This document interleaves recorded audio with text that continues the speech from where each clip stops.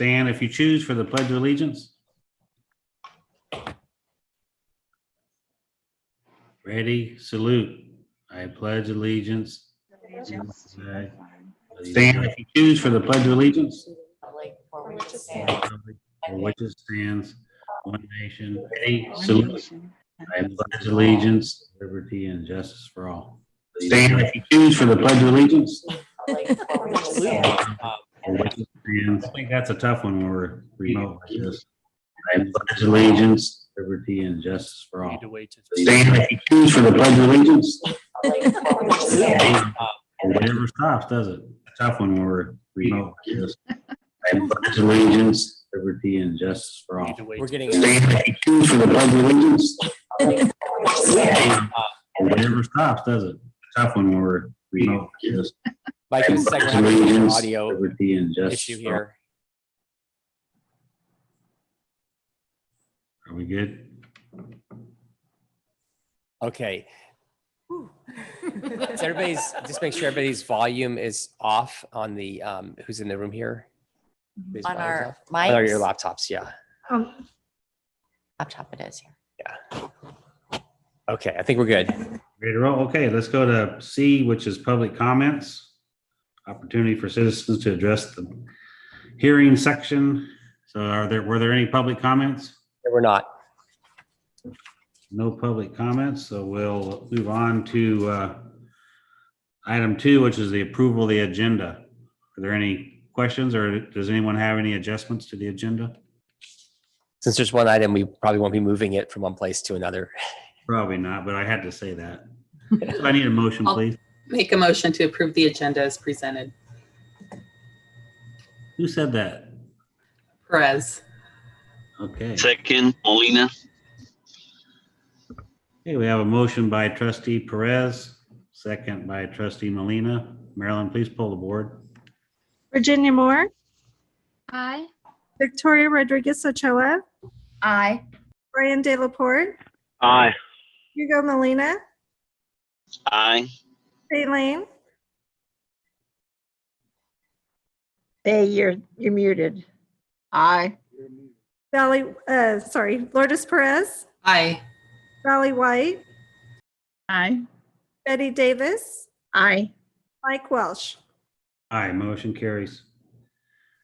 So going on to 3, which is the action section, we have revised annual statement of receipts and expenditures for 2019 and 2020. Mr. Pangrazio, please. And before Mr. Pangrazio goes, or if you want, can you introduce Carrie? Yes, we have our new CFO, Carrie Williams, is here this evening Aye. Okay. to help present this item. So with that said, we're bringing the corrected unaudited actuals from 2019-20 this afternoon for your approval. I'm going to explain the reason for the correction, what the correction is, and the impact on the school district. So in the 18-19 school year, the smoke from the Paradise Fire led to an increase in student absences at that time, and the state allowed waivers called J13s to be submitted by LEAs to recoup lost ADA. And so at that time, unfortunately, there was a delay, a pretty significant delay in submitting the waiver, which also delayed getting a response back from the state. When the response did eventually come to the district, the result was that we would recoup 335 what's called apportionment days. And that should have been translated to a little bit more than 2 ADA for the 18-19 school year, because the 335 would be divided by 150, which is the days from the beginning of the year to P2. However, the 335 apportionment days was inputted into the software to the state, the principal apportionment software, as 335 full ADA for the entire school year. So what that means is then the state would see that and did see that as the district increasing 335 ADA for the entire 18-19 school year. So this resulted in a couple of things, 2 things. an incorrect $3.8 million payment to the district from 1819. And it also inflated the 2019-2020 revenue by 3.3 million. And the reason why that part happened is because the state erroneously saw us as being in declining enrollment between those 2 years, because they would have seen a false higher number from the incorrectly reported ADA and down to a lower ADA number, which was actually accurate. But what they do in those cases is they take the previous year's enrollment, and so that caused that secondary problem. So they were still using an incorrect, significantly higher number for 1920, and so that's what led to the combining of 3.8 million and 3.3 to a $7.1 million problem caused directly from one thing, which was incorrectly counting the 335 as full ADA versus doing the correct calculations per the J13. And so ultimately, it's important to note that this was not a fiscal accounting error in any way. It was a significant attendance accounting error. So that was the problem that became clear just in recent days and weeks as we're able to identify what the issue was. And so then I want to just report to you what has been done to correct the issue, to then get to the numbers that you have in front of you to consider for approval today. And so we needed to go in and correct in the software the 1819 ADA so that it was correct. So we had to go remove that false, much higher number and put a correct number into the system, and that was completed. And that's how the state will have the correct ADA for that year. And then the county office reran our LCFF calculations as part of that, the next step to ultimately give us the correct revenue. And the 1920 revenue was corrected as part of that process as well to make sure that that is rectified.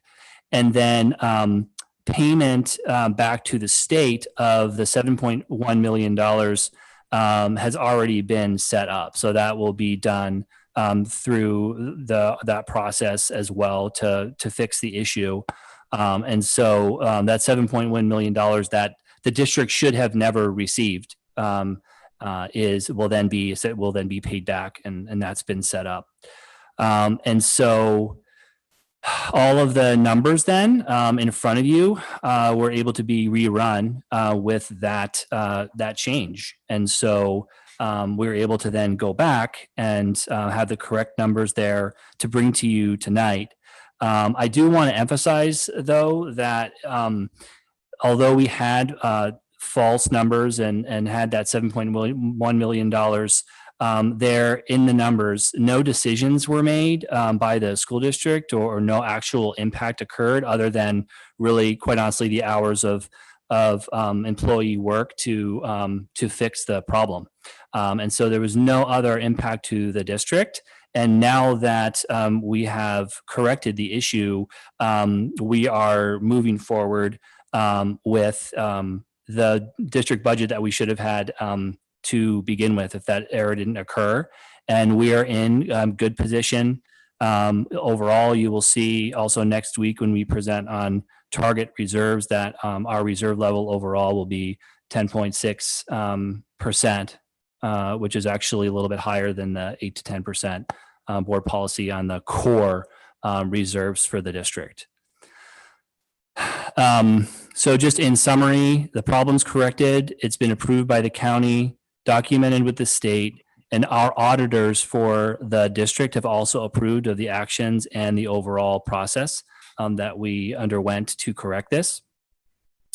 And so unless there's anything else to add, at this point, we would point you to the actual new unaudited actuals. If you're looking for the number to zero in on, it is under LCFF sources right under unrestricted A, you can see a number 152,856,000. That's the number that previous to the change, it was 159.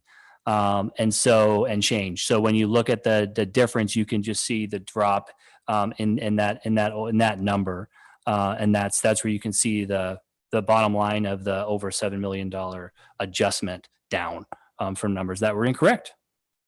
So I'll take any questions. Otherwise, we recommend that you approve the revised annual statement of receipts and expenditures for 2019, 2020. You have a quick question regarding how this was detected, and was it based on the level of reserves initially? Can you remind me of that? Yes.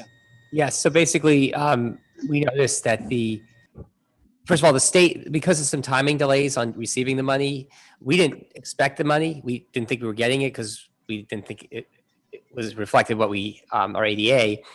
We didn't receive it until late summer. And when we received it, as we closed the books, we noticed our reserves were higher than they had any business being. And that started getting us looking at what was going on. And then we discovered the mistake as a result. And pinpointing the issue was really a difference of looking at the J13 waiver result of 335 and identifying that was the same difference between the erroneous inputted ADA versus what we should have had. So that's the first time that ever happened, Scott, you think?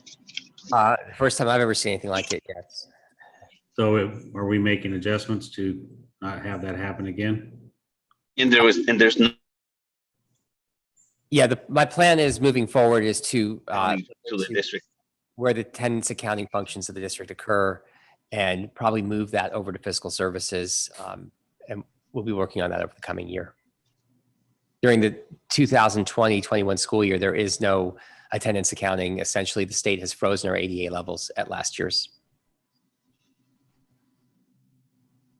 All right. Does anyone else have any further questions of Dan on this item?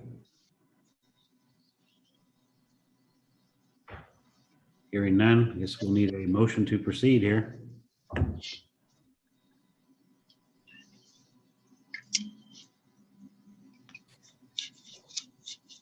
I move to approve. Second. Okay, we have a motion by trustee White, second by trustee Lane. Marilyn, please pull the board. Virginia Moore, Aye. Victoria Rodriguez Ochoa, Aye. Brian De La Porte, Aye. Hugo Molina, Aye. Fay Lane, Aye. Lourdes Perez, Aye. Sally White, Aye. Betty Davis, Aye. Mike Welsh. Aye, motion carries. So I believe that's all we have. The next item is adjournment. So this meeting is now adjourned unless anyone has any further questions. Hearing none, this meeting is adjourned. Thank you. Thank you, everyone. Hi, everybody. Bye. Bye. Aye. Aye. Bye.